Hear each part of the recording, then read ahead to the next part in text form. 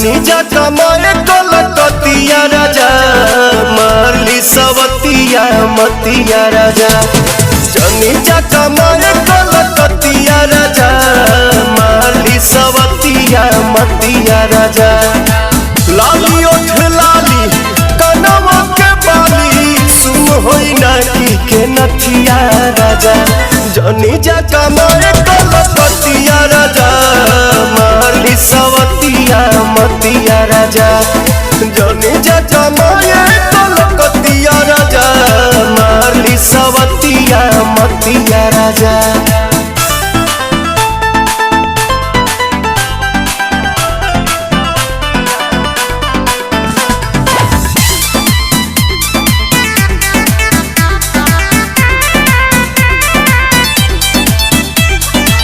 छोड़ी के मेहर हो जाइबा हे हर हमारा से बेसी न करी के यार।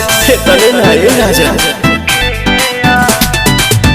इज्जत के हानि करे पैसा जियानी करे केहू के न सोट बंगाल के पानी करे। सेसिया पटवा रात भर रोवा मन बना में हरी के बतिया राजा।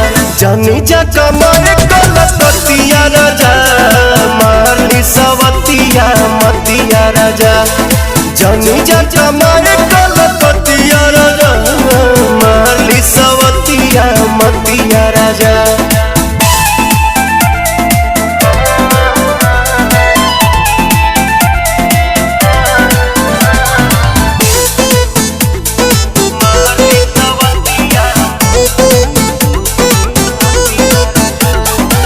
बोला ये पवन आखिर गलती कवन बा कुछ के न गम्बा एक अलहम्बा।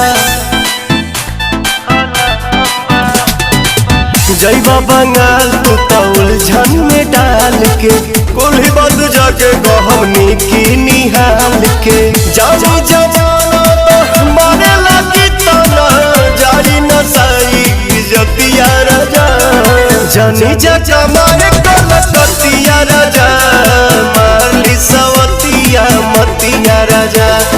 जनी जा कमाए कलकतिया राजा मारली सवतिया मतिया राजा।